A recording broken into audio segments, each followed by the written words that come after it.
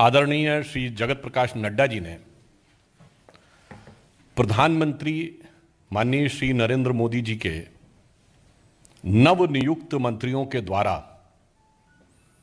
स्वतंत्रता की 75वें वर्ष में यानी अमृत महोत्सव के प्रारंभ से जो जन आशीर्वाद यात्रा निकाली गई थी, उसके अपेक्षा से कहीं अधिक सफलतापूर्वक संपन्न होने पर पार्टी के कार्यकर्ताओं, इस यात्रा के संयोजकों और सभी मंत्रियों को बधाई दी है।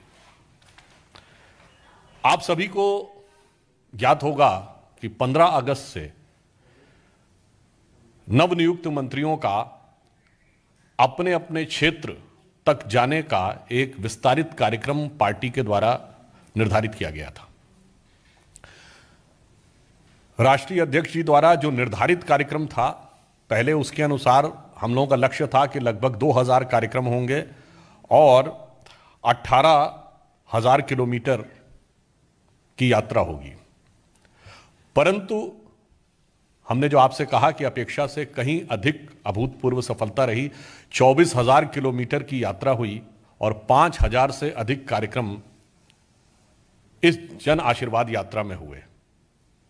ये प्रधानमंत्री श्री नरेंद्र मोदी जी के प्रति जनता के मन के विश्वास और राष्ट्रीय अध्यक्ष आदरणीय नड्डा जी के नेतृत्व में कार्यकर्ताओं की कर्मठता का एक जीवंत प्रमाण है। कभी आपके मन में यह विचार आ सकता है कि तो एक सामान्य कार्यक्रम है, इसका महत्व क्या है?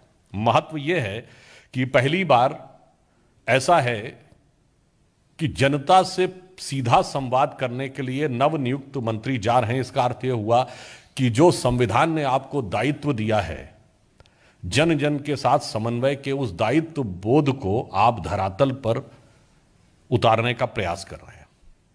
This shows you the exemplary sense of responsibility which is been entrusted by the Constitution in you. So this is a very unique example in the entire political history of India, and it is being taken in the 75th year of the independence. अर्थात यदि हम 75वें वर्ष में आए हैं तो हम कहां तक पहुंचे हैं, उसका कहीं ना कहीं यह संकेत यह यात्रा देती है। इस यात्रा में अनेक स्थानों पर जो कार्यक्रम हुए, हम लोगों ने 265 जिलों को 19 प्रदेशों में कवर किया है। 24,173 किलोमीटर की कुल यात्रा संपन्न हुई है। इसके अतिरिक्त आप सभी लोग इस तथ्य से भली भांति अवगत हैं कि जब मंत्रिमंडल का वर्तमान विस्तार हुआ तो ये समाज के सभी वर्गों के लिए सर्वस्पर्शी और सभी क्षेत्रों के लिए सर्वव्यापक था। It was extensive and inclusive. और आपने यह भी देखा कि चाहे समाज का अनुसूचित जनजाति यानी ट्राइबल वर्ग हो, पिछड़ा वर्ग हो, अदर बैकवर्ड क्लासेस, महिलाएं हो, उनको सर्वाधिक प्रतिनिधित्व भारत सरकार में मिला है। तो यह भी कहीं ना कहीं प्रधानमंत्री जी के उस संकल्प को परिलक्षित करता है कि जिसे हम एक पंक्ति में कभी कहा करते थे ना, उगा सूर्य कैसा कहो मुक्ति का ये उजाला करोड़ों घरों में न पहुंचा। तो जब तक मुक्ति के वो सूर्य की किरण समाज के सभी वर्गों तक न पहुंचे, तब तक आप कह सकते हैं कि स्वतंत्रता की सार्थकता सिद्ध नहीं होती। इसलिए स्वतंत्रता के 75वें वर्ष में ये एक अत्यंत श्रेष्ठ और सार्थक प्रयास था। इसके लिए राष्ट्रीय अध्यक्ष माननीय नड्डा जी ने एक टीम का गठन किया था, जिसमें हमारे राष्ट्रीय महासचिव तरुण चुग जी, राष्ट्रीय उपाध्यक्ष एम चुबा आओ जी, अरविंद मेनन जी, सुनील देवधर जी, सत्या जी, पंकजा मुंडे जी, विनोद सोनकर जी आदि। तो ये सब भी बधाई के पात्र हैं, क्योंकि उन्होंने अथक प्रयत्न के द्वारा प्रधानमंत्री जी के संकल्प और अध्यक्ष जी के इस नेतृत्व को धरातल पर यथार्थ रूप देने में सफलता हासिल की है। इसके साथ साथ इसमें शहीदों से जुड़े हुए स्थल उनसे जुड़े हुए परिवार के लोगों के साथ मिलना, अन्य भी ऐसे महत्वपूर्ण स्थल जो कि स्वतंत्रता संग्राम में भी एक अभूतपूर्व स्थान रखते हैं, उन सारे जगहों को भी इस यात्रा के द्वारा स्पर्श करने का प्रयास किया गया है। अतः मैं ये कहना चाहता हूं कि स्वतंत्रता अमृत महोत्सव का जो संकल्प माननीय प्रधानमंत्री जी ने लिया था, उसका श्री गणेश इस यात्रा के द्वारा, जन आशीर्वाद यात्रा के द्वारा एक उत्कृष्ट और अपेक्षा से अधिक प्रभावी स्थिति से हुआ है। धन्यवाद। आपके इससे संदर्भित कोई प्रश्न हो तो आप। देवेंद्र जी, इंडिया टीवी। सर, इस जन आशीर्वाद यात्रा में एक चीज देखी कि कास्ट का बहुत ज्यादा आप लोगों ने किया, ऐसा लगा कि मैसेजिंग देने की कोशिश की जा रही है, किस तरह से पिछले वर्षों में हमने ज्यादा मतलब शामिल किया था। जो काम सपा बसपा या दूसरे दल ऐसे करते हैं, वही काम आप लोग भी करते थे इस यात्रा में। बड़ा उपयुक्त प्रश्न आपने किया है। जो अन्य दल करते हैं और जो हम करते हैं, दोनों में अंतर क्या है? हमारा लक्ष्य है समाज के सभी वर्गों को समुचित स्थान और यथोचित सम्मान। और उनका लक्ष्य क्या है? समाज के वर्गों में कुछ वर्ग को पकड़कर दूसरों के प्रति वैमनस्य पैदा करके फिर एक दूसरे में मचाओ घमासान। यह मैं किस आधार पर कह रहा हूं? जो आपने नाम लिया, सपा बसपा जैसी पार्टियां, किसी जमाने में यदि कोई पार्टी ये कहती है कि 4 वर्गों का नाम लेके कहती है इनको जूते मारो, यह है जातिवाद। यदि कोई 4 जातियों का नाम लेके कहता है, गुजरात में KHAM, खाम, यह है वर्ग भेद और वर्ग वैमनस्य। कोई ये कहता था किसी जमाने में अजगर, यह खा जाएगा सबको, यह होता है वर्ग वैमनस्य। एक कभी बिहार में कहा जाता था भूरा बाल निकाल रहा हूं, 4 जातियों का प्रतीक, यह है वैमनस्य। और हकीकत यह है कि ये जितने भी स्वघोषित वंचित और शोषितों के नेता हैं, ये सबसे बड़े संचित धन के स्वयंभू सरमाएदार बन गए। इन्होंने वास्तविकता में अपना वर्ग तो छोड़िए, अपनी जाति को भी कभी वास्तविक सत्ता नहीं दी। मुलायम सिंह जी, श्री मुलायम सिंह यादव, हम लोग बचपन में सुनते थे धरती पुत्र मुलायम सिंह, आखिर में केवल अपने पिता के पुत्र के पिता निकले।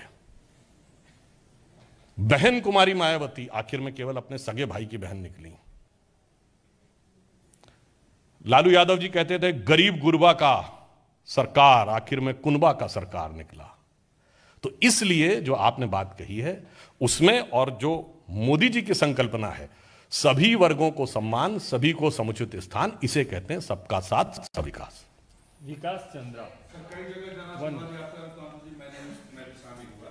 जिस तरीके से आपके नवनियुक्त मंत्री एजेंडे को रखते थे, तो उसको लगता है ऐसा था कि शायद ये संदेश देने की कोशिश की जा रही है कि मोदी सरकार ने अब तक क्या किया, आशीर्वाद कहीं पीछे छूट रहा है। क्या सिर्फ मैसेज पहुंचाना इसका उद्देश्य था कि मोदी सरकार ने अब तक क्या किए? देखिए, सहज और स्वाभाविक है।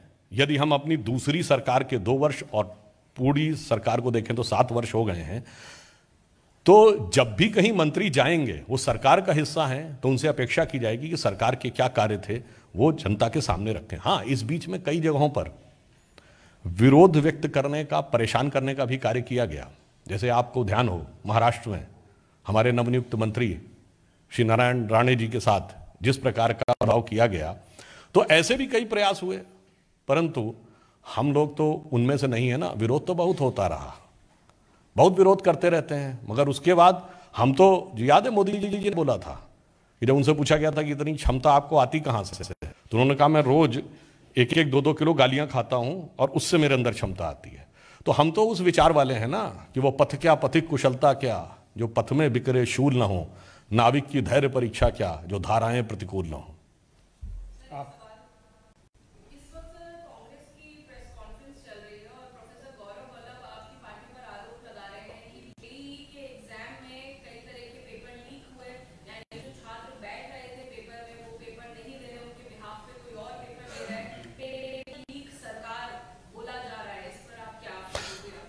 बड़ी विचित्र सी बात है कि यदि उनके अनुसार अभी यह परीक्षा चल रही है और पेपर लीक के बारे में और कौन इम्तहान दे रहा है उसके बारे में उनको बहुत पहले जानकारी है, तो इससे यह संदेह उत्पन्न होता है कि इस प्रकार के प्रवृत्तियों में जो लोग संलिप्त होते हैं उन्हीं के मन में ऐसा विचार आता है। और जहां तक पारदर्शिता की बात है, हमारी सरकार पूरी तरीके से प्रतिबद्ध है और प्रतिभागियों की सुरक्षा के लिए भी प्रतिबद्ध है।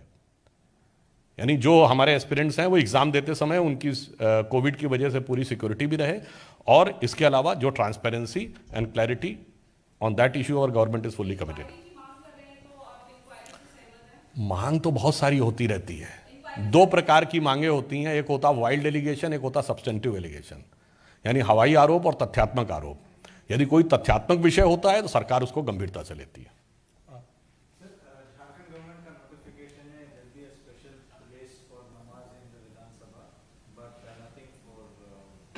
नहीं, इसमें तो कोई नई बात नहीं है, ये तो सेकुलरिज्म का स्थापित चेहरा है, इसमें कोई बहुत आश्चर्यजनक बात नहीं है।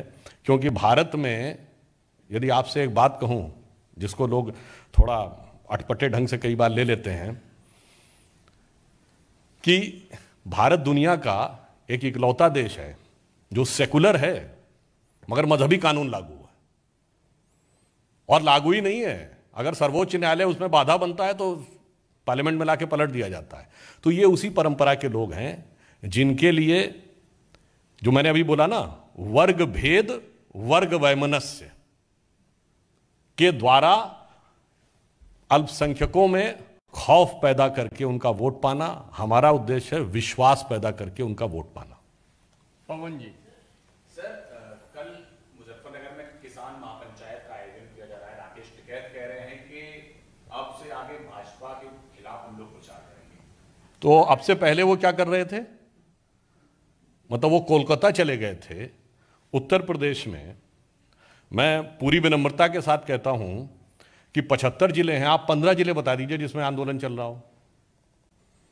तो इससे पहले भी अब बिल्कुल स्पष्ट था वो पंजाब भी जाएंगे, कोलकाता भी चले गए थे। तो बहुत स्पष्ट है कि जो उनका आंदोलन है वो राजनीतिक अधिक है और वास्तविक कम है। एक minute Himanshu Republic. Sir, Congress party, अभी आपने बात की, तमाम विचारधारा की बात की, सेक्युलरिज्म की बात की, लेकिन कांग्रेस पार्टी की तरफ से कई लोग ऐसे हैं जो बार बार तालिबान को लेकर बयानबाजी करते रहते हैं, तालिबानी सोच का समर्थन करते हैं। इरफान अंसारी हैं, कांग्रेस के एमएलए, पूर्व अध्यक्ष हैं झारखंड के, वो भी कल कह रहे थे कि अमेरिकन फोर्सेज ने वहाँ पर जो है बहुत ज़्यादा एट्रोसिटीज़ की अफगानियों पर, इसलिए आप अफगानी जो है बहुत खुश, क्या कहना चाहिए? देखिए, आज हम लोग इस विषय पर ही उत्तर देना चाहते थे, परंतु आपने कहा है तो जो मंजर टीवी चैनलों पर आप सब देखा है और अब तो सोशल मीडिया पर भी जो मंजर अवेलेबल है वो क्या है, उसमें किसको कितनी खुशी है और किसको कितना कष्ट है, ये बहुत सहजता से अपनाया जा सकता है। जहां तक हम जिसकी बात करते हैं, देखिए हम तो उसकी बात करते हैं कि आजकल काबुल का बड़ा जिक्र चलता है, और अभी 2 दिन पहले ही जन्माष्टमी गुजरी है। शायद आप लोगों में बहुत लोगों को पता होगा कि भगवान कृष्ण के एक बहुत बड़े भक्त कवि हुए हैं सैयद इब्राहिम रसखान,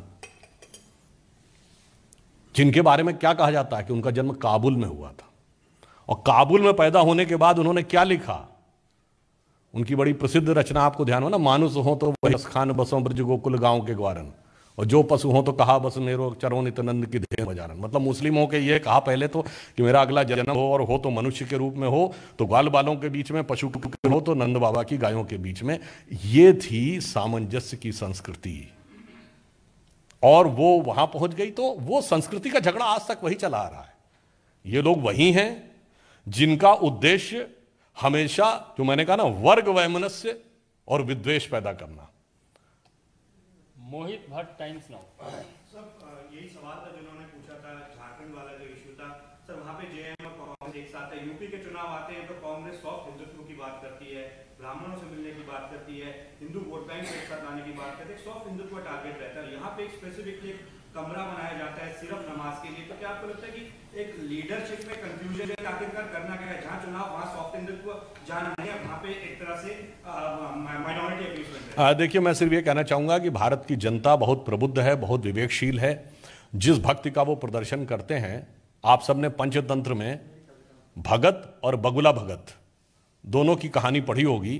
तो भारत की जनता का मानस उस नीरज विवेक में सक्षम है जो ये तय कर सकता है कि कौन भगत है और कौन बगुला भगत है। सुदेश साल टीवी 9।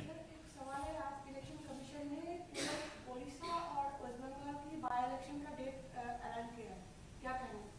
देखिए, ये चुनाव आयोग का अपना सर्वाधिकार है कि वो किस आधार के ऊपर और किस तिथि में जो भी व्यवस्था की दृष्टि से वो देखते हैं, वो उपचुनाव की घोषणा करते हैं, तो उसका हम स्वागत करते हैं।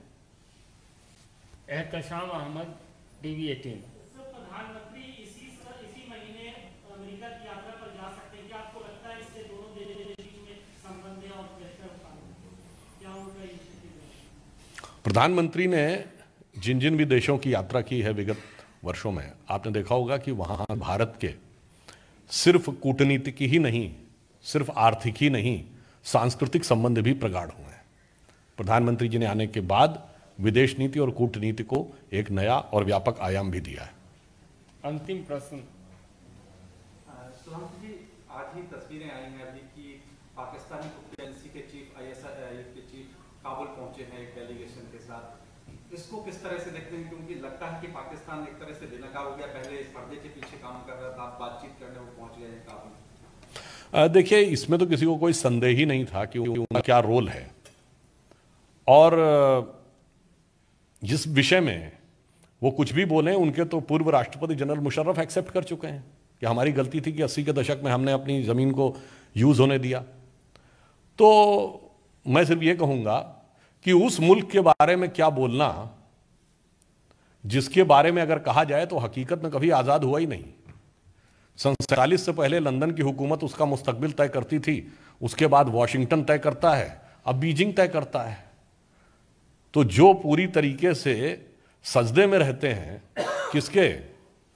बीजिंग वालों के, जो अपने को ऑफिशियली नास्तिक कहते हैं यानी मुनाफिक,